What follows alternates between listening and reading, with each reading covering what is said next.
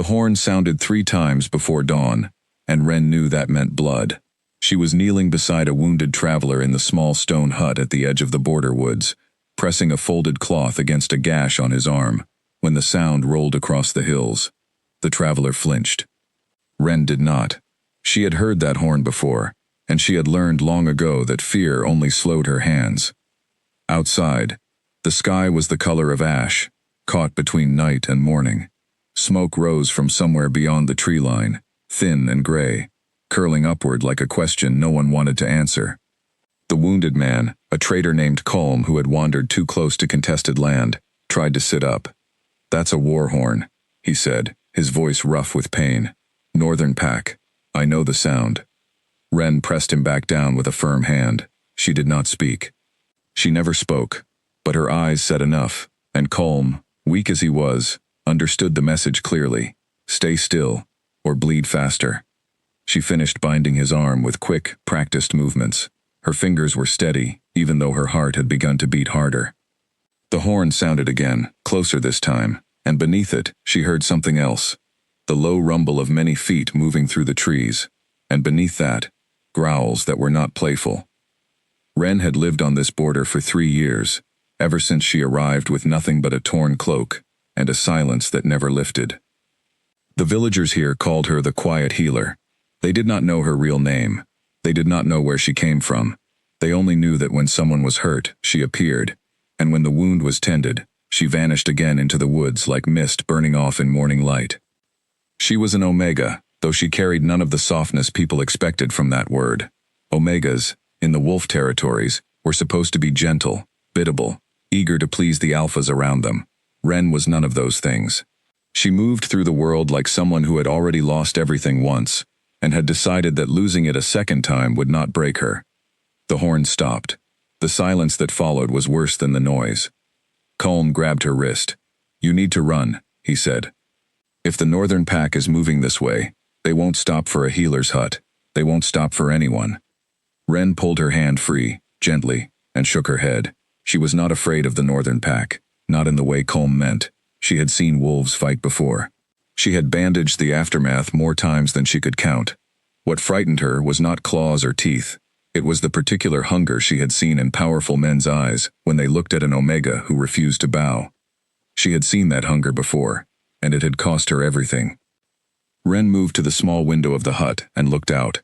The trees here grew thick and old, their roots tangled beneath a carpet of fallen leaves, and through the gaps in the branches she could see shapes moving. Gray-coated wolves the size of horses, running in formation, their eyes glinting gold in the dim light. At the front of the group ran a wolf, larger than the rest, black as burnt wood, moving with a control that suggested he was in no hurry at all, despite the horn, despite the smoke. That was Draven. She had heard the name whispered in the village more than once. King of the Northern Pack. A man who ruled not through cruelty, people said, but through a coldness that was somehow worse. He did not lose his temper. He did not make promises he could not keep. He simply decided what he wanted, and then he took it, slowly and completely, the way frost takes a field overnight. She had never seen him before. Now, watching him move through the trees like he owned the very air, she understood why people spoke his name carefully, as though saying it too loudly might summon him. The wolves were not attacking the village. She realized that a moment before it would have mattered, they were running past it, toward the southern edge of the woods, toward the old boundary stones that marked the line between northern and southern land. Something had happened at the border. Something worth this much force, this early, this fast. Ren turned back to Colm.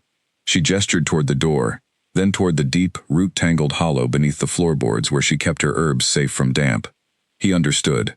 He crawled toward it, wincing, and she helped him down into the small space before covering it again with the wooden boards and a woven mat. Then she did something she rarely allowed herself to do. She stepped outside.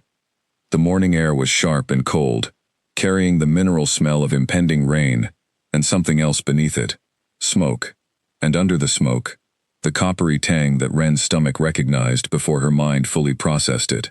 Someone had been hurt. Someone was still being hurt, somewhere close. She followed the sound of the retreating wolves at a careful distance, staying low, moving between the old trees the way she had learned to move when she was young. Silent, small, invisible.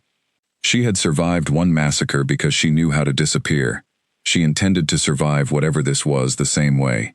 The boundary stones came into view through the trees, 3 tall gray markers half swallowed by moss, standing at the place where northern land ended and southern land began. A group of wolves had gathered there, some northern, their coats gray and silver, and facing them, a second group, their fur a deep reddish-brown that marked them as southern pack. At the front of the southern group stood a wolf even larger than Draven, his coat the color of dried blood, his stance wide and aggressive, ears flat against his skull. Ren did not need anyone to tell her his name. She had heard it too. Ashen, king of the southern pack. Where Draven was said to be cold and calculating, Ashen was known for the opposite. Quick to anger, quick to act. A man who led with his instincts and rarely regretted it, at least not before the damage was already done. The 2 kings faced each other across the invisible line the stones marked, and even from her hiding place in the trees, Ren could feel the tension between them, like heat rising off stone in summer. She should have left. Every instinct told her to turn around, return to the hut, wait for the danger to pass the way she always waited for danger to pass. But something kept her rooted to the spot, crouched low behind a fallen log, watching. The wolves shifted, and both kings rose onto 2 legs, their forms shrinking and reshaping into the bodies of men, though the wildness never fully left their eyes. Draven stood tall and composed in dark clothing that seemed untouched by the run through the woods, his black hair falling across a face that gave away nothing. Ashen stood with his arms crossed, his jaw tight, his reddish hair catching the weak morning light like embers. "You crossed the boundary 3 times this month," Ashen said, his voice carrying easily across the clearing. "My scouts found northern tracks past the old river bend." "Explain that, Draven, before I stop asking politely." "Your scouts found nothing that wasn't already yours to lose," Draven replied, his tone even, almost bored. "If your border patrols cannot hold a line that has stood for 200 years, that is a failure of your leadership, not an act of aggression from mine." Ashen's hands curled into fists. "Careful," he said. "I did not come here for another lecture." "Then why did you come?" Ashen's eyes flicked toward the trees, toward the exact spot where Ren was hiding, and for one terrible moment she thought she had been seen. But his gaze passed over her without stopping, sweeping the tree line the way a wary animal checks its surroundings, and then returned to Draven. "I came because I heard something interesting," Ashen said. "A rumor. About a healer who lives near this border. A healer who never speaks." Ren's blood went cold.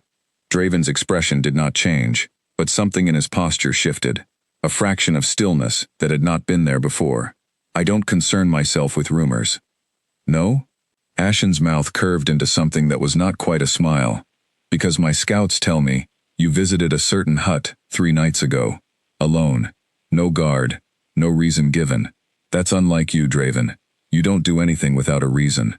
For a long moment, neither king spoke. The wind moved through the trees, carrying the smell of rain closer, and somewhere, a bird called out, indifferent to the tension coiling in the clearing below.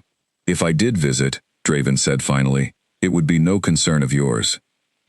"It becomes my concern," Ashen said, "when the old stories start matching up. A silent Omega, born under strange circumstances, survivor of a pack that vanished overnight, wiped out so cleanly that no one ever found the bodies. You know the story I mean." Ren felt her own breath catch in her throat. She had spent 3 years trying to bury that story, trying to become invisible enough that no one would ever connect the quiet healer in the woods to the horror that had happened when she was still a child. She had believed, foolishly, that enough silence could erase a person's past. She had been wrong. "Old stories are old stories," Draven said. "They are not evidence of anything." "And yet you visited her." Ashen took a step closer, closing the distance between the 2 kings until they stood only a few feet apart. "I think you know exactly what she might be." "I think that's exactly why you went alone.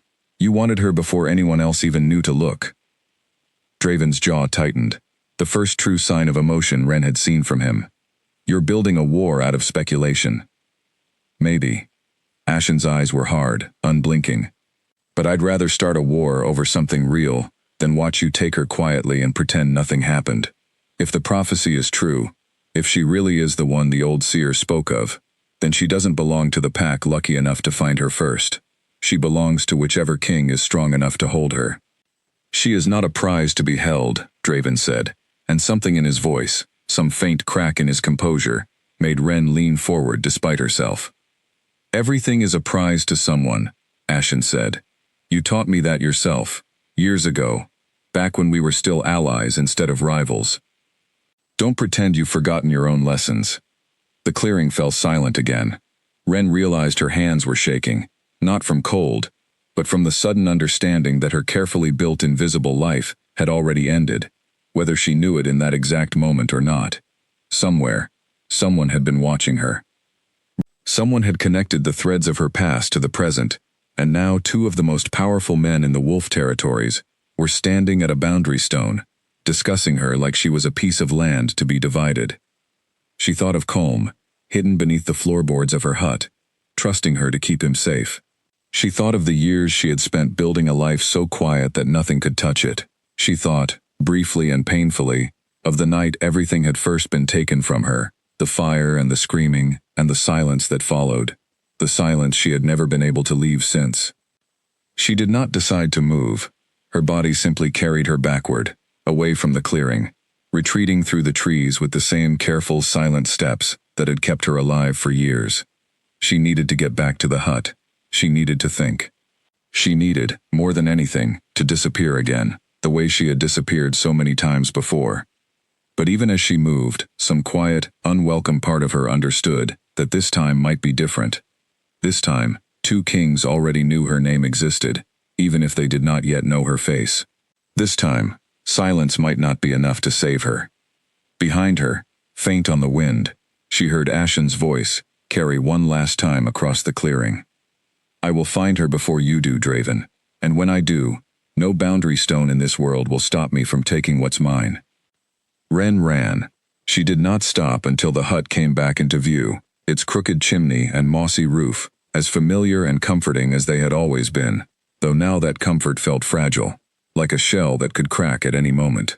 She pulled the door open, checked that the floorboards over Colm's hiding place remained undisturbed, and sank down against the wall, pressing her palms flat against the cold stone floor to steady herself. 3 years of careful silence, and it had taken one conversation at a boundary stone to threaten all of it. She closed her eyes and tried to breathe.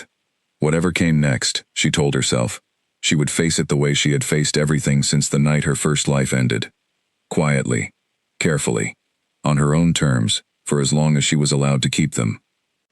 Outside, the wind picked up, carrying the first cold drops of rain, and somewhere beyond the trees, she knew, two kings had just decided that her quiet life was over, whether she agreed to it or not. Draven did not return to his own hall that night. Instead, he rode alone to the ridge above the border woods, dismounted, and stood watching the smoke from a dozen scattered fires curl into the darkening sky.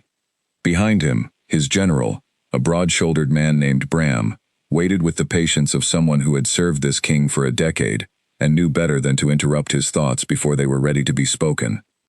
Ashen knows, Draven said finally, without turning around. Knows what, my lord? About the healer. Draven's voice was quiet, almost lost beneath the wind moving through the pines. He knows I visited her. He suspects what she might be. Bram frowned. You told no one about that visit. I didn't need to tell anyone. Someone saw me. Someone talked. Draven turned, his pale eyes catching the last light of the day. It doesn't matter how he found out. What matters is that he intends to take her before I can secure her myself. Secure her, Bram repeated carefully. My lord, if this is truly about the old prophecy, perhaps it would be wiser to consult the seers again before acting. Prophecies are slippery things. They rarely mean exactly what people assume. Draven's mouth tightened. I did not become king by waiting for certainty, Bram. I became king by acting before my rivals understood what was happening. Ashen has already declared his intention at the boundary stone.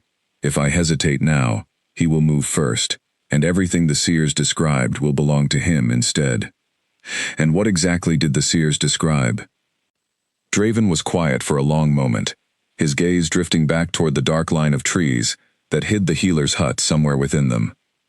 A silent Omega, born of a pack destroyed in a single night, who would one day choose between two crowns, and in her choosing, decide the future of every pack in these lands.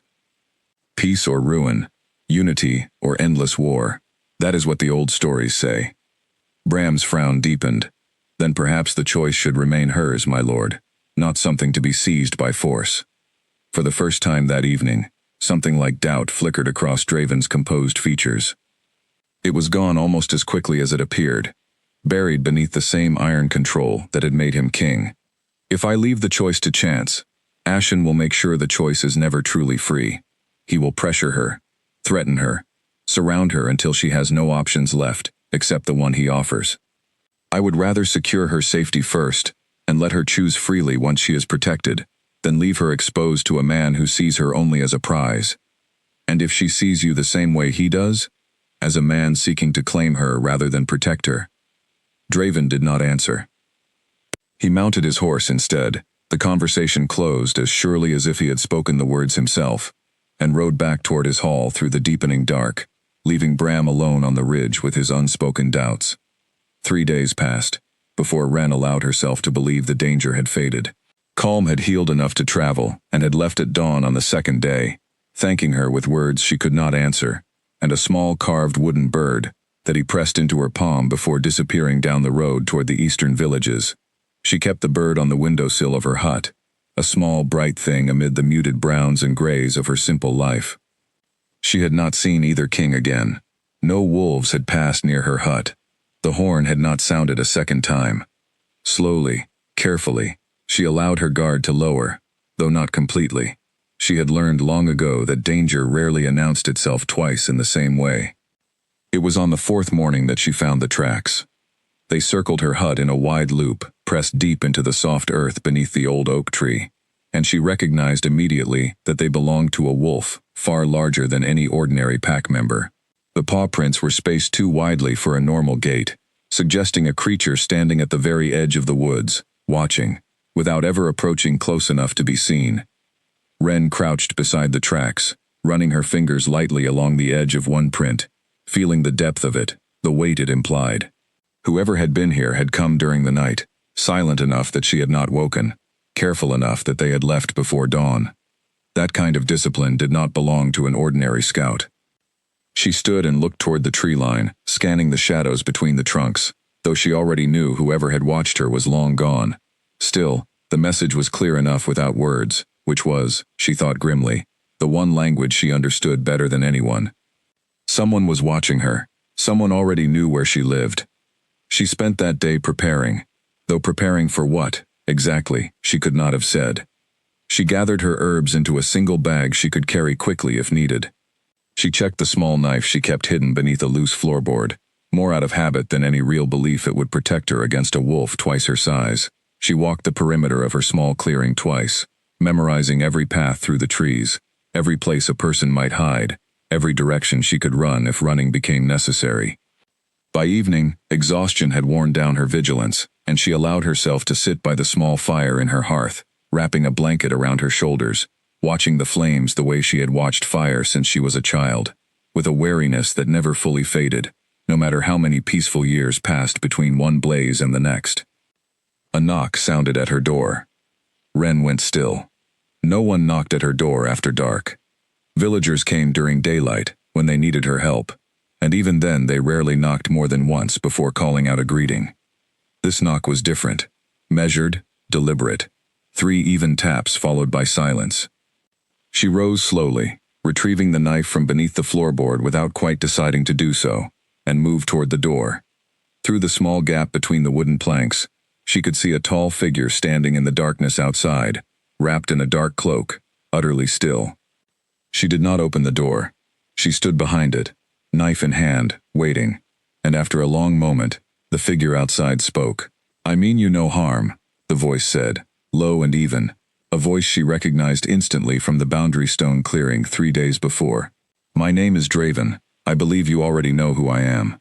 Wren's grip on the knife tightened, though she made no sound. "I know you can hear me," Draven continued, "and I know you likely will not open this door tonight, no matter what I say. That is your right.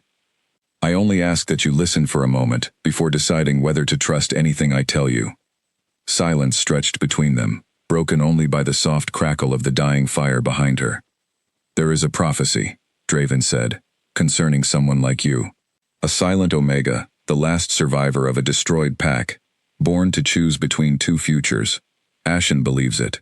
I believe it, though I wish I did not, because belief in that prophecy has already put you in more danger than you deserve. Two kings now know your name exists. That knowledge will not disappear simply because you wish it would." Ren closed her eyes, pressing her back against the rough wood of the door, listening to every word with a stillness that gave nothing away. "I am not here to take you," Draven said. "I understand that trust is not something I can demand, especially not from someone I have startled twice in a single week. But I want you to understand the danger you are in, whether or not you choose to trust me with anything else. Ashen will not wait for prophecies to unfold naturally. He will act, and he will act soon. And when he does, I do not believe he will ask your permission before he decides your fate for you." He paused, and for a moment Ren thought he had finished, that he would turn and vanish back into the dark woods the way he had appeared. Instead, his voice came again, quieter this time, almost hesitant, a tone that did not match the cold, composed king she had watched at the boundary stone. "I am offering you protection, nothing more, for now. My hall has walls that even Ashen's forces would think twice before testing. You would not be my prisoner. You would not be required to give me anything in return. I only ask that you consider it, because the alternative, I fear, is far worse than anything I could offer." Ren remained silent, her heart pounding against her ribs, torn between the instinct to trust no one and the growing awareness that her isolated life had already been discovered by forces far larger than herself. "I will not force this door open," Draven said finally. "I will leave, and I will return in 3 nights to hear your answer, whatever it may be. If you choose not to answer at all, I will respect that too, though I hope, for your own safety, that you will at least consider what I've said." She heard his footsteps retreat, slow and deliberate, until the sound faded entirely into the darkness of the woods. Ren remained standing behind the door for a long time afterward, knife still gripped in her hand, listening to the silence he left behind, wondering how much of what he'd said had been true, and how much had simply been a different kind of cage, offered in gentler words than Ashen's. When she finally moved, it was only to bar the door more firmly than usual and sit awake until dawn, staring into the dying embers of her fire, searching for an answer that did not yet exist. Ashen did not send a messenger. He did not send a formal request, or a gift, or any of the careful diplomatic gestures that Draven had used to soften his approach. Instead, on the 6th night after the confrontation at the boundary stone, 20 southern wolves surrounded Ren's hut in complete silence, their reddish coats barely visible against the dark tree trunks, and Ashen himself walked to her door in human form and knocked twice. Ren woke instantly, the way she always woke, every sense alert before her mind had fully caught up with her body. She heard the soft rustle of movement outside, the faint sound of breathing that did not belong to wind or animals passing through, and she understood immediately that this was not Draven returning early. This was something else entirely. "I know you're awake," Ashen said through the door, his voice carrying none of the careful gentleness Draven had used. "I also know Draven visited you 3 nights ago. My scouts saw him leave this hut. I imagine he made you an offer of protection, dressed up in soft words about choice and safety." Ren stood frozen in the darkness of her small home, listening. "I won't pretend to be gentler than I am," Ashen continued. "I've never been good at soft words, and I won't insult you by pretending otherwise now. But I will tell you the truth, which is more than I suspect Draven gave you. The prophecy names you as someone who will decide the future of every pack in these lands. That makes you the most valuable person currently alive in the wolf territories, whether you asked for that or not. And valuable people who remain unprotected tend not to remain unclaimed for long." He paused, and Ren heard the soft shift of boots against the ground outside, the sound of a man pacing, restless. "I'm not going to lie to you and call this a request," Ashen said. "You will come with me tonight, whether willingly or otherwise, because I will not risk Draven returning here with a larger force before I've had the chance to secure you myself. I would prefer you walk out that door on your own. But I want you to understand clearly that I intend to leave here with you either way."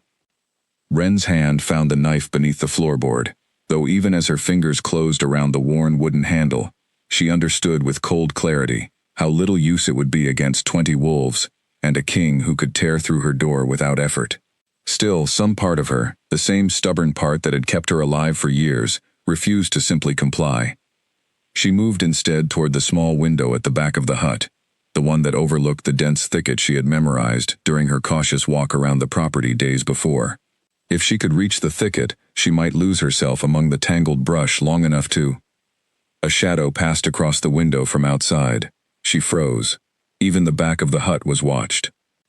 "There's nowhere to run," Ashen said, his voice closer now, directly outside the front door. "I would rather you understand that now than force my people to chase you through the dark, which would only end in someone getting hurt, and I suspect neither of us wants that." Ren stood in the center of her small hut, knife in hand, breathing hard, calculating every option available to her, and finding each one worse than the last. She could fight and be overpowered easily. She could run and be caught within moments by wolves far faster than any human sprint could match. She could refuse to move and be dragged out regardless, her dignity stripped away along with her choice. Or she could walk out on her own terms, retaining at least the appearance of control over something that had already been taken from her the moment two kings decided her existence was worth fighting over. She set the knife down on the small wooden table beside her bed. Then she crossed the room, unbarred the door with steady hands, and stepped outside into the cold night air, facing Ashen directly for the first time. He was larger up close than he had appeared from a distance, his reddish hair disheveled, his eyes sharp and assessing as he studied her. Behind him, the 20 wolves remained in their animal forms, a ring of silent watchers illuminated faintly by moonlight breaking through the clouds. "You're smaller than the stories suggested," Ashen said, though there was no cruelty in the observation, only a kind of surprised curiosity, as though he had expected something more dramatic than the quiet, steady young woman standing before him. Ren met his gaze without flinching, the same way she had learned to meet every threatening gaze since she was a child, refusing to grant anyone the satisfaction of seeing her fear. "You won't speak to me," Ashen said. It was not quite a question. She shook her head once, slowly. "The stories say you haven't spoken since your pack was destroyed," he continued, watching her carefully. "I always assumed that was exaggeration. Now I'm not so sure." Ren said nothing, which was of course its own kind of answer. Ashen studied her for a long moment longer, before gesturing toward the waiting wolves. "We leave now, before Draven's scouts report your absence, and he decides to intervene. My hall is a day's travel south. You'll be given proper quarters, proper food, and my word that no one will harm you while you're under my protection." He extended a hand toward her, an oddly formal gesture given the circumstances, as though offering her a choice that both of them understood was not truly a choice at all. Ren looked at his outstretched hand for a long moment. Then, deliberately, she stepped past it, walking toward the waiting wolves on her own, refusing the small courtesy of his assistance, even as she accepted the larger reality of her capture.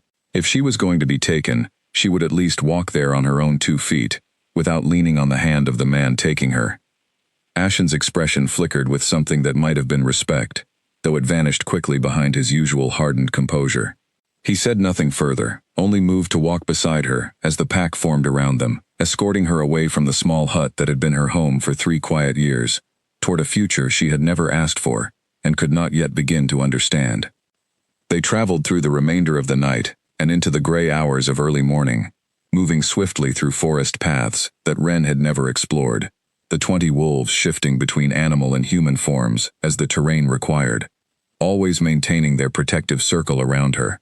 Ashen walked beside her for most of the journey, occasionally attempting conversation that she never answered, though she noticed he did not seem particularly frustrated by her silence, as though he had already resigned himself to the fact that answers would not come easily, if at all. By the time the sun rose fully over the horizon, painting the sky in streaks of orange and pale gold, they had crossed into unmistakably southern territory. The trees here grew differently, wider and older, and the air carried a warmer, earthier scent than the pine-heavy woods of the border. Ashen's hall came into view as they crested a final hill, and despite herself, Ren felt a flicker of surprise at the sight. She had expected something harsh and imposing, matching the reputation of the man who ruled it. But the hall before her was built from pale golden stone, sprawling and asymmetrical, surrounded by gardens that seemed cultivated with more care than she would have guessed a warrior king might allow. "It was my mother's design," Ashen said, noticing her reaction. She believed a hall should feel like something worth protecting, not just a place to store weapons and wait for war.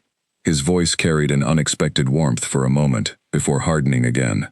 "She died before she could see it finished. I kept her plans anyway." Ren said nothing, though she filed the small piece of information away, a single crack of vulnerability in the armor of a man who otherwise presented himself as pure certainty and force. They passed through the gates, and immediately Ren became aware of the attention turning toward her. Servants pausing in their tasks, guards exchanging glances, the collective curiosity of an entire household absorbing the news that their king had returned with the mysterious silent Omega the whole territory had begun whispering about. Ashen led her personally to a set of rooms in the eastern wing, spacious and comfortable, with a window overlooking the gardens below. "These are yours for as long as you're here," he said, guarded, but not locked.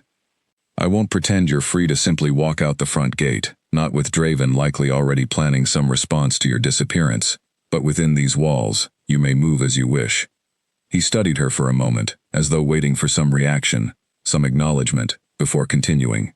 "I know you didn't ask for any of this. I won't insult you by pretending I brought you here purely for your own good. I brought you here because I believe the prophecy is real, and because I intend to be the king it points toward. But I also meant what I said outside your hut. No one here will harm you. That much at least, I can promise honestly." Ren moved to the window, looking out over the unfamiliar gardens, saying nothing, giving him nothing, though internally her mind raced through the sudden, overwhelming shift her life had taken in the span of a single night. 3 years of careful invisibility, unraveled in one conversation at a boundary stone, and one midnight capture that some might call an escort, and others, more honestly, might call an abduction, dressed in polite words. Behind her, she heard Ashen's footsteps retreat toward the door. He paused there, one hand on the frame, and spoke one final time before leaving her alone with her thoughts. "For what it's worth," he said, "I don't believe silence means you have nothing to say. I think it means no one has yet given you a reason worth breaking it for. I intend to be patient about finding out what that reason might be." The door closed behind him, leaving Ren alone, in a golden hall, built by a dead woman's careful design. A prisoner, dressed as a guest, already calculating, already searching for the first thread of a plan that might one day lead her back to a life that belonged to no one but herself.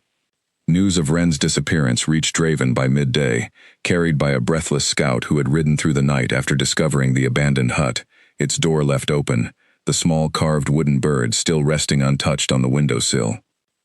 Draven listened to the report in silence, standing in his private study, with his hands clasped behind his back, his expression unreadable even to Bram, who stood nearby, watching the news land like a physical blow that his king refused to acknowledge outwardly.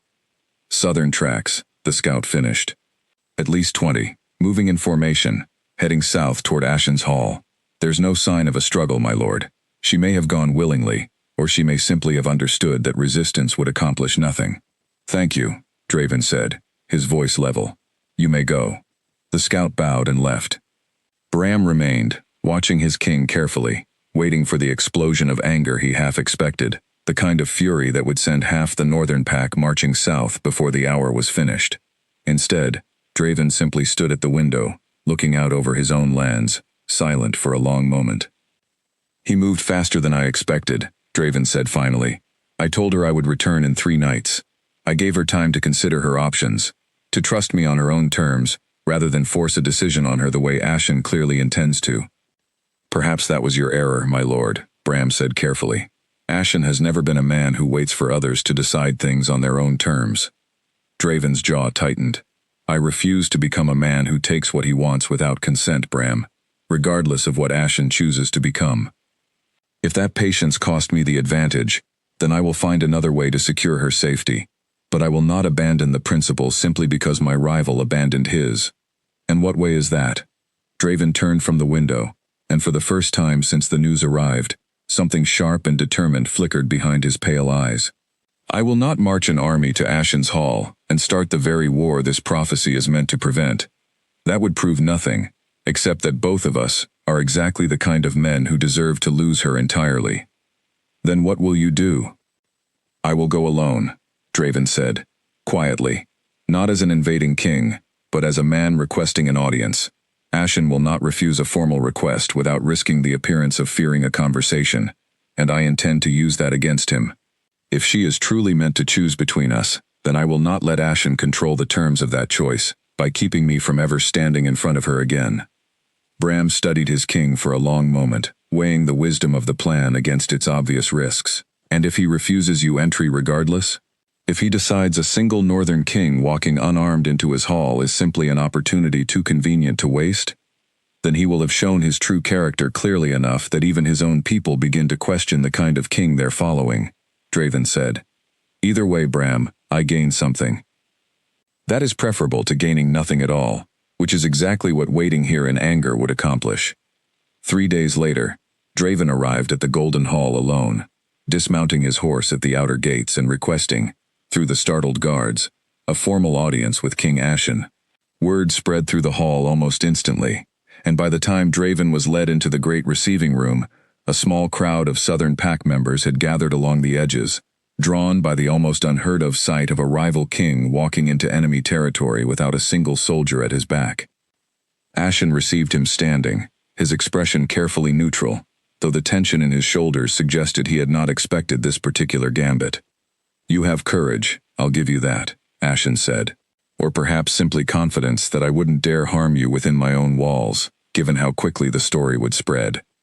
I have confidence that you understand the difference between winning a war and winning a future, Draven replied evenly.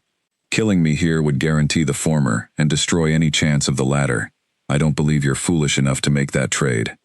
Ashen's mouth twitched, something almost like reluctant amusement. You always did talk like you'd already won the argument before it started. Fine. Say what you came to say. I came to see her, Draven said simply. Not to take her. Not to fight you for her. Simply to speak with her, the way I promised I would, before you decided to make that promise impossible to keep. A murmur rippled through the gathered crowd.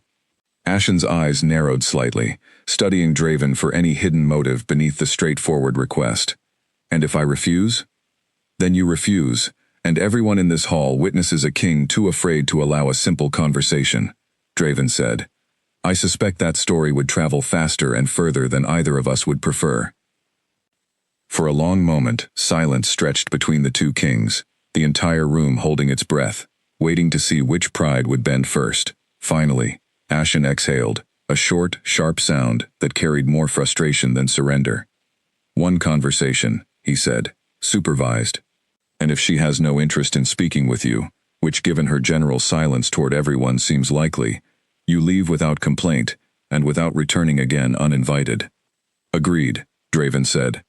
Ashen gestured toward a guard standing near the doorway. Bring her down.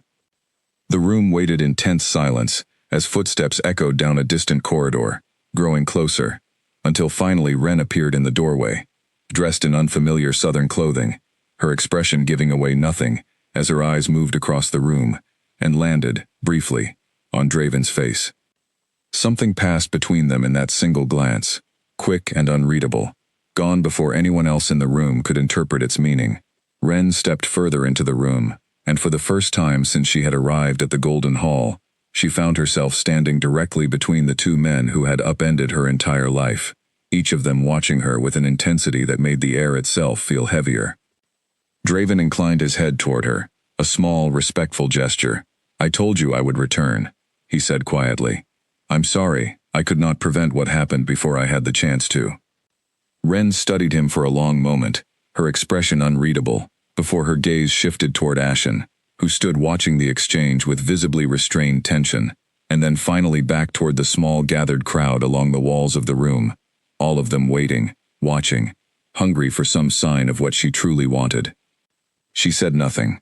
She had said nothing in years, and she was not prepared to break that silence now, standing between two kings who each believed, in their own way, that they understood exactly what she needed. But she moved. Slowly, deliberately, she stepped away from both of them, walking instead toward the center of the room, positioning herself equidistant between Draven and Ashen, a physical statement that required no words at all. She would not stand beside either king. She would not choose a side simply because circumstance had placed her between two crowns and forced her to occupy space near one or the other. The message was unmistakable, and both kings understood it clearly, though neither seemed entirely certain whether to feel relieved or unsettled by what it implied. "She's telling us both to wait," Ashen said finally, breaking the silence, his voice carrying a note of grudging respect he had not shown before. "She's telling us this isn't decided yet," Draven corrected quietly, "and that neither of us has earned the right to assume it will be decided in our favor simply because we brought her under our roof." Ren looked between them one final time, her expression calm and unreadable, before turning and walking back toward the doorway, leaving both kings standing in the center of a room full of witnesses, each forced to reckon, for the first time, with the possibility that the prophecy they had built their rivalry around might end in a way neither of them had ever considered. In the weeks that followed, an uneasy arrangement took hold across the Wolf territories. Draven, unwilling to abandon the ground he had gained by appearing at Ashen's hall, requested and received permission for regular visits, always announced, always supervised, always brief. Ashen, unwilling to appear weaker than his rival in either courage or generosity, agreed to each request with visible reluctance, though he never refused outright, aware that refusal would cost him more than acceptance ever could. Ren became, in effect, a resident of two worlds at once, living within Ashen's Golden Hall, yet regularly visited by the king who ruled the territory to the north, each man circling her with careful, deliberate patience, neither willing to overstep the boundaries the other had forced into existence. She used the strange arrangement to her advantage, in the only way available to her. She watched, she listened, she learned the rhythms of both courts through the servants who came and went from her rooms, through the fragments of conversation that drifted through open windows, through the careful study of two men who each believed, in their own way, that patience and respect might eventually earn them what force could not. It was during the fourth week that she began truly noticing the healer. His name, she learned through careful observation, was Callan, a quiet man with steady hands and tired eyes, who tended to the minor injuries that occurred throughout Ashen's hall. A burned finger here, a twisted ankle there, the ordinary small hurts of a large household filled with restless wolves. He held no particular status within the court, moved through the halls without ceremony, and seemed, unlike nearly everyone else Ren had encountered since her capture, entirely uninterested in the prophecy that had made her the center of two kingdoms' attention. She first spoke to him, or rather, first communicated with him, on an afternoon when a young servant girl cut her hand badly while working in the kitchens. Ren, drawn by old habit toward anyone in pain, arrived at the small infirmary room just as Callan was finishing the binding, and something in her posture, quiet, competent, clearly familiar with the work, caught his attention immediately. "You know healing," he said, not quite a question, studying her with open curiosity, rather than the careful reverence most of the household had begun showing her. Ren nodded once. "I could use another set of hands, if you're willing," he said simply. "Not because of who they say you are, just because good healers are rare, and you clearly are one." It was, she realized, the first time since her arrival that anyone had spoken to her, as though her value existed independently of any prophecy, independently of any crown's ambition.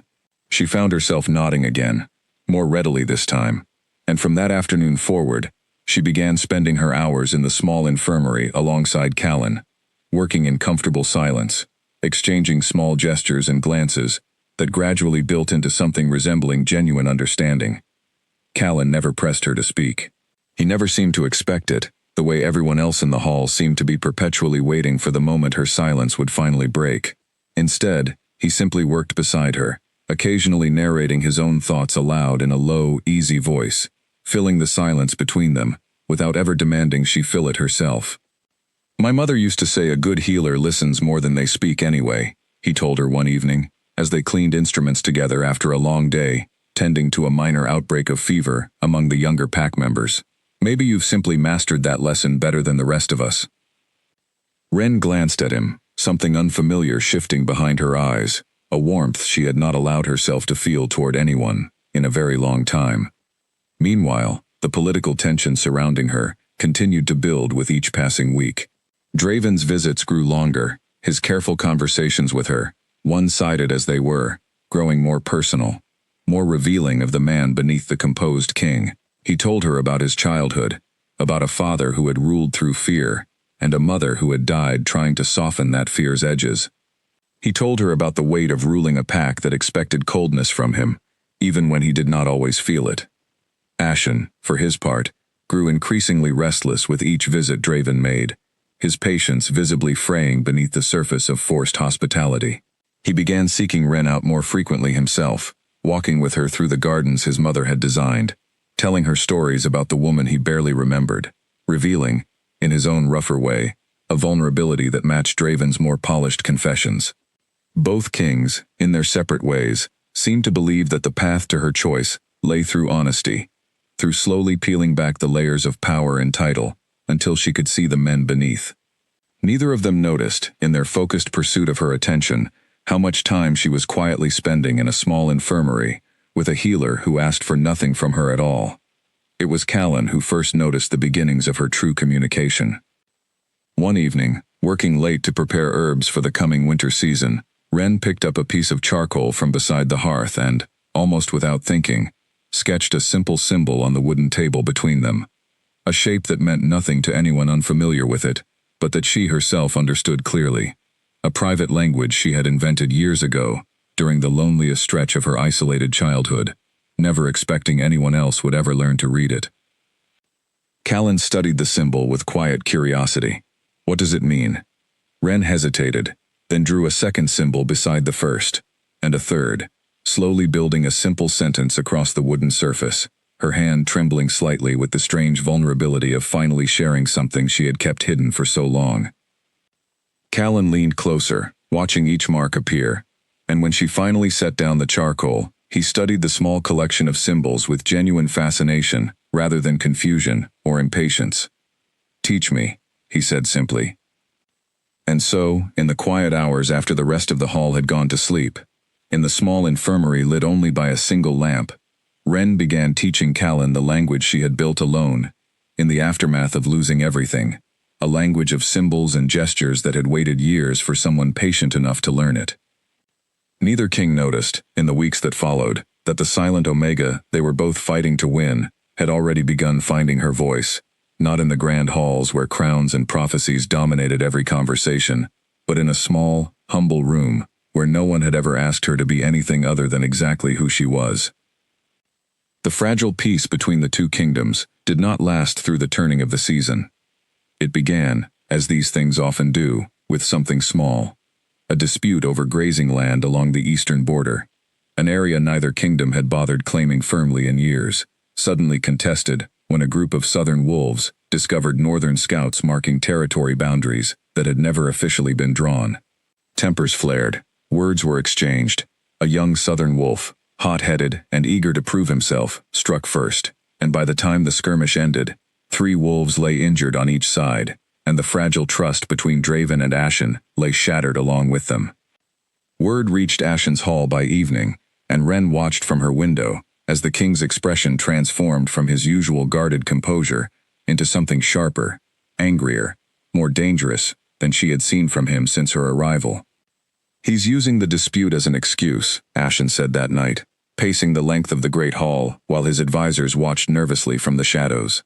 "He's wanted a reason to move against me since the moment I brought her here. This border skirmish is simply the opening he's been waiting for." Ren, seated quietly near the hearth with Callan beside her, watched the scene unfold with a growing sense of dread. She had spent weeks believing, perhaps naively, that the careful tension between the two kings might eventually settle into something resembling peace, that time and patience might dissolve the rivalry before it hardened into something irreversible. Watching Ashen now, watching the fury building behind his eyes, she understood how wrong that hope had been. "You don't know that Draven ordered this," one of the advisors said carefully. "It may simply have been an accident of overlapping patrols, nothing more." "I know Draven," Ashen snapped. "He does not make accidents. Every action he takes is deliberate, calculated, designed to serve some larger purpose. This was no different. Ren rose from her seat, moving toward Ashen with slow, deliberate steps, drawing his attention, despite his obvious agitation. She had learned, over the weeks, small gestures that conveyed meaning, without words. A raised hand meant wait. A shake of the head meant no. A particular tilt of her chin meant she disagreed strongly enough to interrupt even the tensest moment. She used all three now, standing before him, willing him to see reason, before his anger carried them somewhere neither of them could return from. Ashen's expression softened slightly, though the anger beneath it remained unmistakable. "You don't understand what's at stake here," he said quietly. "This isn't simply about pride. If I don't respond to this, Draven will see weakness, and weakness invites further aggression. I have to show strength, or risk losing far more than a border dispute." Ren shook her head again, more firmly this time, and reached for a piece of parchment resting on a nearby table. Quickly, using the simplified written version of her private language that she had begun teaching Callan, she wrote a single phrase, then held it toward Ashen, hoping desperately that he could interpret even a fraction of its meaning through context alone. Callan, watching from across the room, understood immediately, and stepped forward to translate. "She's asking you to speak with Draven directly, before responding with force," he said. "One conversation, before either side commits to something that can't be undone." Ashen studied Ren's face for a long moment, weighing his own fury against the quiet plea in her expression. Finally, reluctantly, something in his posture loosened, just slightly. "One conversation," he said. "But if he refuses reason, I will not hold back a second time." The meeting took place at the Boundary Stones 3 days later, under a gray sky heavy with the promise of rain, both kings arriving with smaller escorts than usual, a silent acknowledgement that neither wanted this confrontation to escalate into the very war they claimed to be trying to prevent. Ren insisted on attending, communicating her intention so firmly through gesture and written word that neither king found the will to refuse her, though both clearly worried about the danger of bringing her so close to a potential flashpoint. The two kings stood facing each other across the same invisible line where their rivalry had first ignited weeks before, and for a long, tense moment, neither spoke. "Your wolves attacked mine," Ashen said finally. "Your wolves struck first," Draven countered evenly.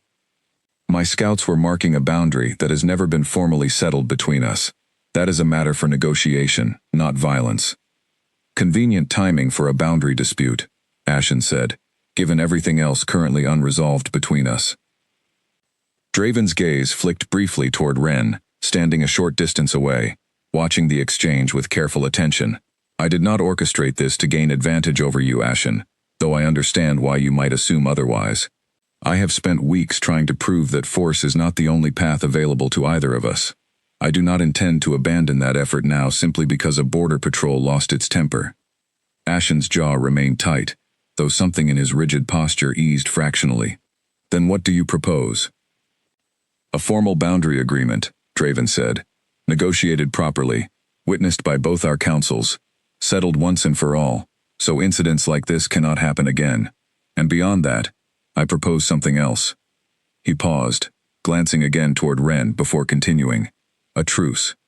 Not permanent, perhaps, given everything still unresolved between us regarding her future, but long enough that we stop treating every small conflict as an excuse to march toward war." Ashen was silent for a long moment, clearly wrestling with pride and practicality in equal measure. Finally he exhaled sharply. "A truce," he agreed. "For now. But I want it understood clearly, Draven. This changes nothing about my intention regarding her. I still believe the prophecy points toward me, and I will not abandon that belief, simply because we've agreed not to kill each other's wolves over grazing land." "I expected nothing less," Draven said, something almost like respect flickering behind his composed expression. "And I hold the same belief about myself, for what it's worth. But perhaps we can disagree about that particular outcome, without dragging our entire kingdoms into ruin over it." The two kings did not shake hands, did not embrace, did not offer any of the traditional gestures that might have signaled true reconciliation. But they parted that day without further conflict, and word of the truce spread quickly through both territories, easing, at least temporarily, the fear of imminent war that had gripped the border villages since the skirmish began. Ren watched them go their separate ways, feeling a small, fragile relief settle over her chest, though she understood, with the same quiet clarity that had guided her through every difficult moment of her life, that this peace was borrowed, not earned, and that borrowed peace rarely lasted as long as anyone hoped it would.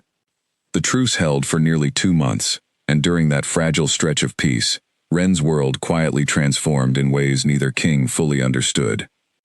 Her lessons with Callan continued each evening in the small infirmary, growing steadily more complex as he mastered more of her private language, until eventually they could hold entire conversations, using nothing but a combination of written symbols, hand gestures, and the small, expressive movements of her face that she had never realized, until now, could carry so much meaning. "Tell me about before," Callan said one night, as they sat together sorting dried herbs into labeled jars, the lamp between them casting warm light across the wooden table. "Before the border. Before any of this. If you're willing." Ren was quiet for a long moment, her hands stilling over the herbs. It was a question no one else had dared ask her directly. Not Draven, not Ashen, both of them too careful, too aware of the fragility of the subject, to press her toward memories that clearly still carried old wounds. Callan simply waited, patient as always, offering no pressure, no expectation, only the quiet space for her to answer, or not, exactly as she chose.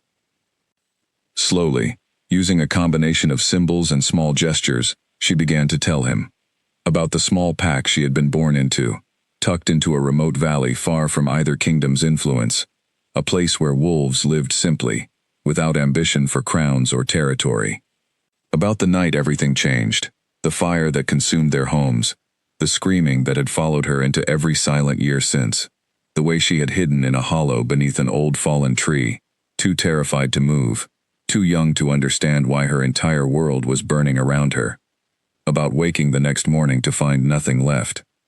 No pack, no family, no voices calling her name, only smoke and silence, and a single question that had lodged itself so deeply into her that it had never truly left. Why had she survived when no one else had? She had never learned who was responsible for the destruction of her pack. She had wandered for years afterward, moving from village to village, never staying long enough to be noticed, until eventually she had found the small hut near the border, and decided, for reasons she could not fully explain even to herself, that this quiet, isolated corner of the world might finally be safe enough to call home. Callan listened to the entire story without interrupting, his expression carrying none of the careful pity she had learned to dread from others, only a quiet, steady sadness that felt, somehow, like genuine understanding, rather than performative sympathy. "I'm sorry," he said finally, when her hands stilled and she had nothing further to share. "Not because I think sorry fixes anything, just because I think it's true, and I think you deserve to hear someone say it, without expecting anything from you in return." Something in Ren's chest loosened at his words, a tightness she had carried for so long that she had almost forgotten it was there. She reached across the table and, for the first time since her lessons had begun, took his hand in hers, holding it simply, without symbols or gestures, needing no language at all to convey the gratitude she felt. Their friendship, quiet and steady, continued to deepen through the weeks that followed, growing into something that neither of them named aloud, but that both clearly understood was becoming more than simple companionship. Ren found herself, for the first time in years, genuinely looking forward to the small hours she spent in the infirmary each evening, treasuring the easy comfort of Callan's presence in a way that felt entirely different from the careful, weighted attention she received from either king.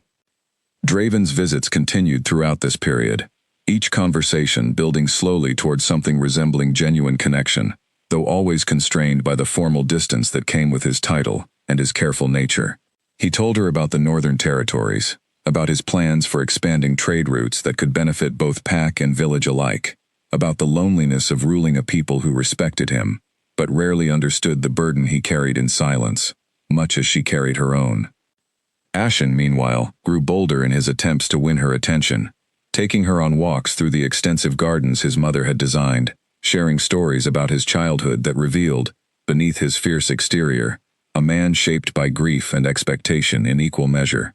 He had lost his mother young, had been thrust into leadership before he felt ready, had built his fierce reputation, she began to understand, at least partly as armor against a world that had never given him the chance to be anything other than strong. Both men, in their own ways, were slowly revealing themselves to her, and Ren found herself genuinely torn, recognizing real depth and real vulnerability beneath both of their carefully constructed public personas. She could see, with increasing clarity, why the old prophecy might have named either of them as a suitable match for whatever future awaited the wolf territories. But neither of them, for all their careful courtship, for all their patient revelations, made her feel the way she felt in the quiet infirmary each evening, sorting herbs and building sentences out of symbols with a man who wanted nothing from her except her company, exactly as she was. It was during the final week of the truce, as autumn began settling firmly over the Golden Hall, that Ren finally allowed herself to acknowledge, in the private silence of her own thoughts, the truth that had been building steadily beneath the surface of her strange, complicated life. She was not choosing between two crowns.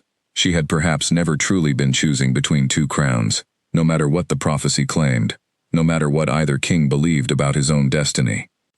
Whatever choice awaited her, she suspected now, might not belong to either of the powerful men who had upended her quiet life in pursuit of it.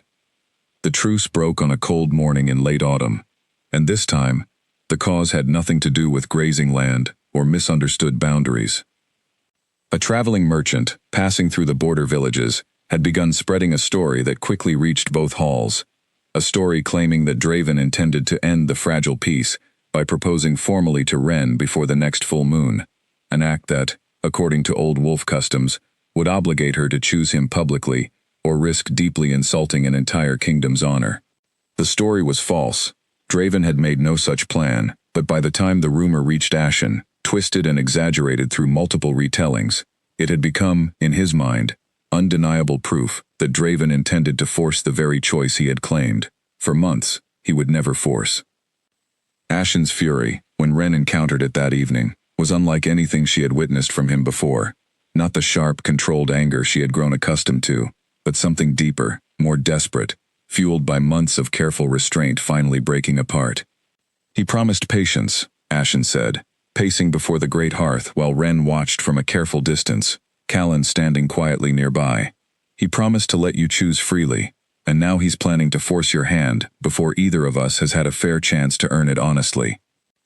Ren shook her head firmly, reaching for parchment to explain that the story was almost certainly false, that rumors traveling through merchant routes rarely arrived intact, but Ashen, consumed by weeks of mounting frustration, barely gave her the chance to finish writing before continuing. "I've been patient," he said.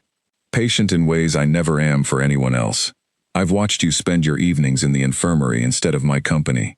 I've watched Draven visit week after week, building whatever connection he's building with you, while I'm left waiting on the outside, told to respect a choice that never seems to move any closer to being made. And now I hear he intends to force the very outcome he claims to be too honorable to force." Ren's hands stilled over the parchment. She had not realized, until this moment, how closely Ashen had been watching her time with Callan, how much quiet resentment had been building beneath his carefully maintained patience. "It isn't true," Callan said quietly, stepping forward despite the obvious risk of interrupting a king's anger. "The merchant's story doesn't match anything Draven has actually done. You know rumors like this spread through the border villages constantly, distorted with each retelling." Ashen's gaze snapped toward Callan, sharp and assessing, as though truly seeing him for the first time. "And you would know, would you? Spending so many hours with her yourself, filling her evenings with whatever quiet understanding you've built between you." The accusation hung in the air, heavy and unmistakable, and Ren felt her chest tighten with a mixture of fear and fierce protectiveness. She stepped forward, placing herself between Ashen and Callan, her expression hardening into something neither king had seen from her before. Not the careful neutrality she usually maintained, but genuine, unmistakable anger. She gestured sharply toward herself, then toward Ashen, then made a firm, cutting motion with her hand, a gesture Callan had taught her weeks before to mean stop, enough, no further.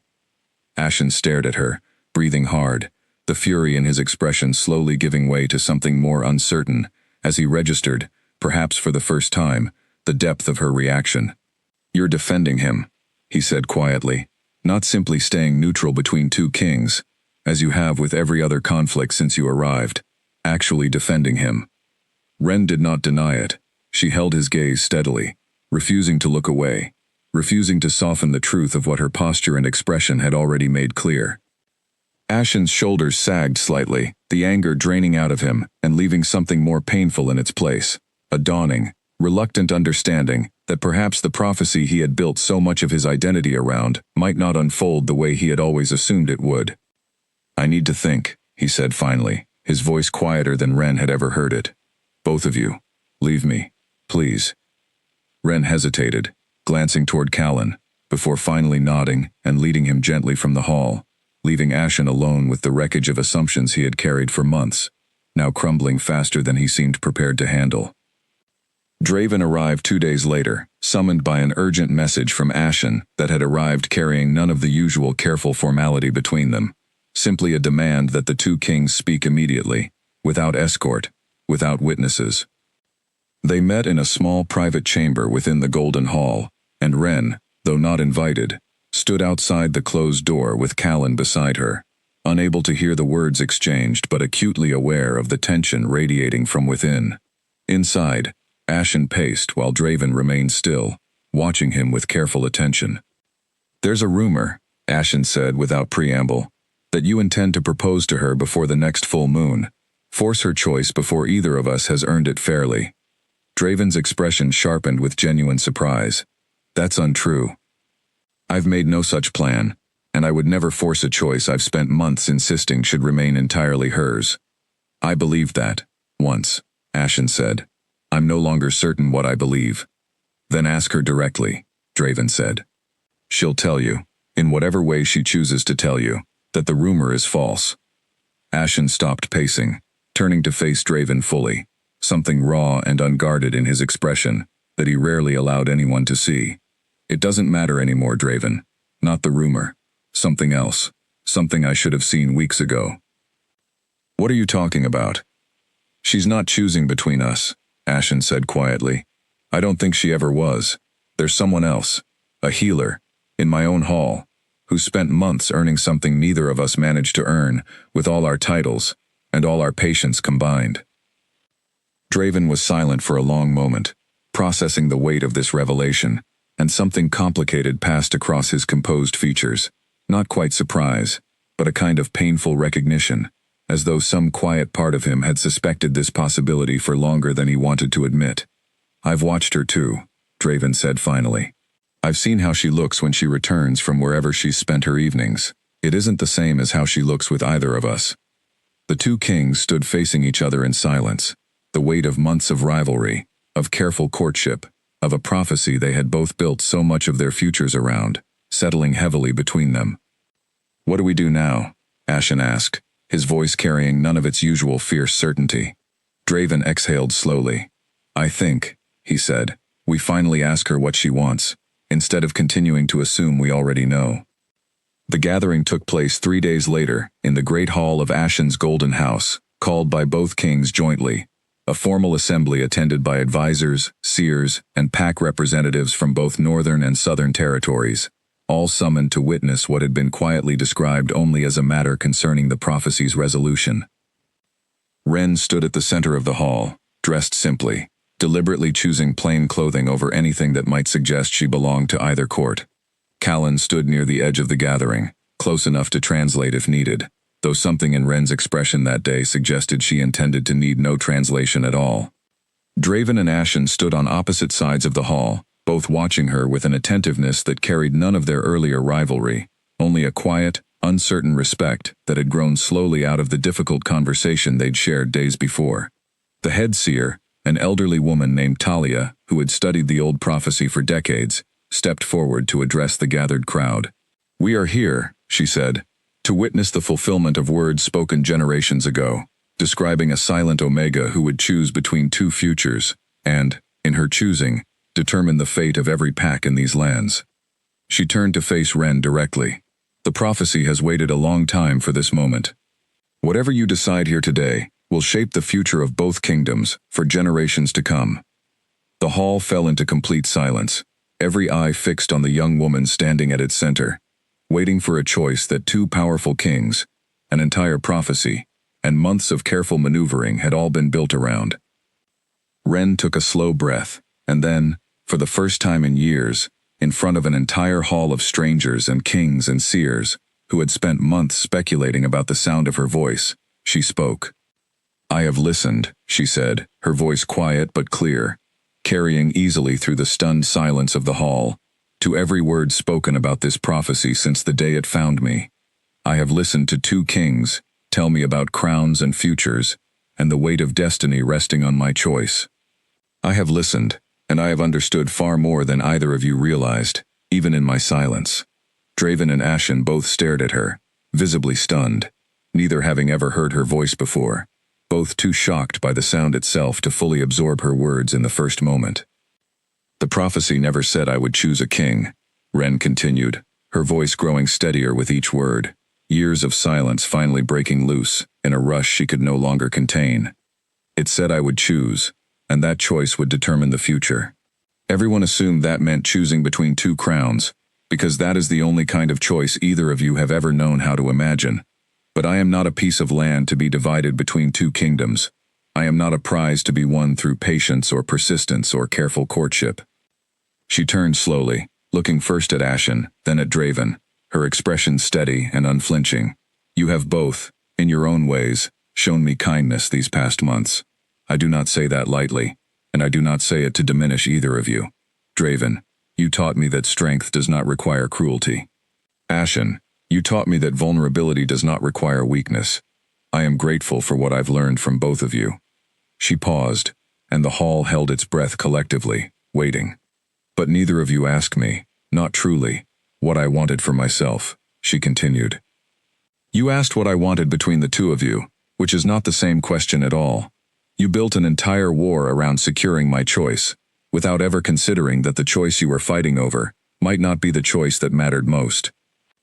She turned toward the edge of the gathering, toward Callan, who stood watching her with an expression of quiet astonishment, having never once, in all their months together, heard the sound of her actual voice. "I choose neither crown," Ren said, her voice carrying clearly across the stunned hall. "I choose a life built on my own terms, with someone who never once asked me to be anything other than exactly who I am. That is the choice this prophecy was always pointing toward, I believe, not which king deserves a throne beside me, but whether either king could learn to see me as something other than a symbol worth fighting over." Silence stretched through the hall, thick and heavy, broken finally by a murmur rippling through the gathered crowd, shock and confusion mixing with something that, in a few faces at least, looked almost like understanding. Ashen was the first to move, stepping forward slowly, his expression a complicated mixture of hurt and reluctant respect. "You're certain," he said, "that this is truly what you want, not simply an escape from the pressure both of us placed on you?" "I am certain," Ren said. "This is the first choice I have made entirely for myself since the night I lost everything as a child. I intend to honor it." Draven remained silent for a long moment, studying her with an expression that carried genuine sadness, but no anger. "Then I hope," he said finally, "that whatever life you build going forward brings you the peace neither of us managed to offer you, despite our best intentions." Ren looked between the two kings, feeling, for the first time in months, the full weight of relief settling over her shoulders. "You gave me more than you realize," she said quietly.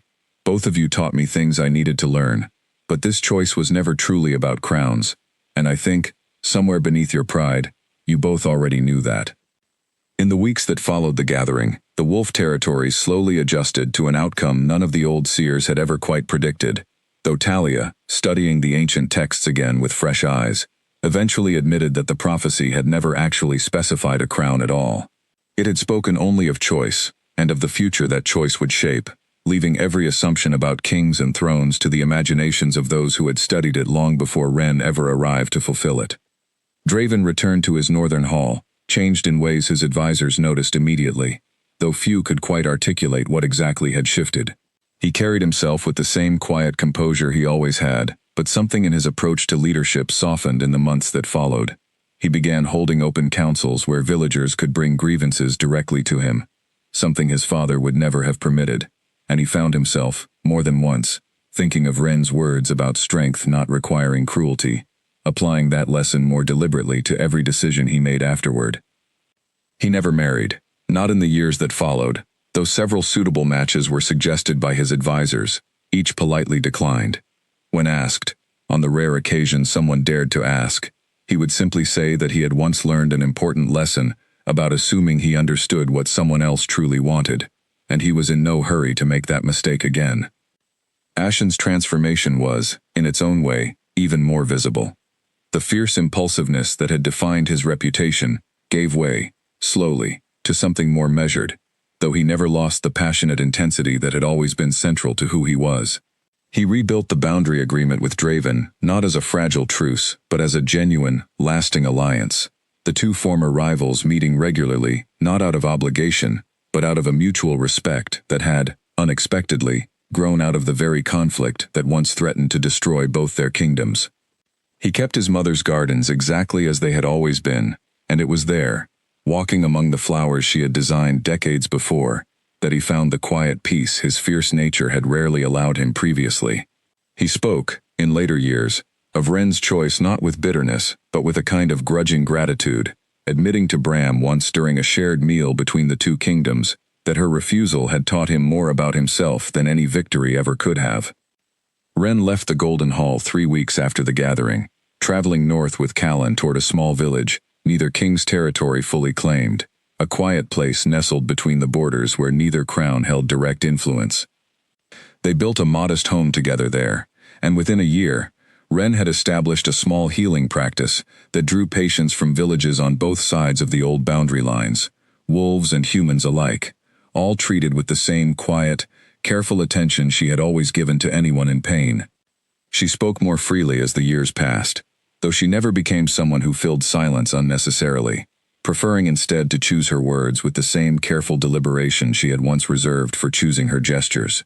Callan continued learning her private language alongside their growing understanding of each other, and though it eventually became less necessary as she found her voice, they kept using it sometimes anyway, a quiet reminder of how they had first learned to understand each other. The old prophecy, once so central to the ambitions of two powerful kingdoms, gradually faded into a different kind of story, told less often as a tale of crowns and conquest, and more often as a lesson passed down through generations. A reminder that the most important choices in life rarely belong to those with the most power to demand them, and that true understanding is built not through grand gestures or careful courtship, but through the simple, patient act of asking someone what they truly want, and then genuinely listening to the answer. Years later, when travelers passed through the small border village and asked about the healer who had once been the center of a prophecy that nearly started a war between two kingdoms, Ren would simply smile and continue her work, offering no elaborate explanation, no dramatic retelling of the choice she had made. She had learned, long before the prophecy ever found her, that the most meaningful stories are not always the ones told loudly across great halls to gathered crowds. Sometimes they are simply lived quietly, one ordinary day at a time, in a small home, built entirely on one's own terms, surrounded by the peace that comes only from choosing, freely and completely, exactly the life one wants to live. And in that small, quiet home between two kingdoms that had once gone to war over her silence, Ren finally found the one thing neither crown had ever truly offered her: a voice and a life that belonged entirely to herself.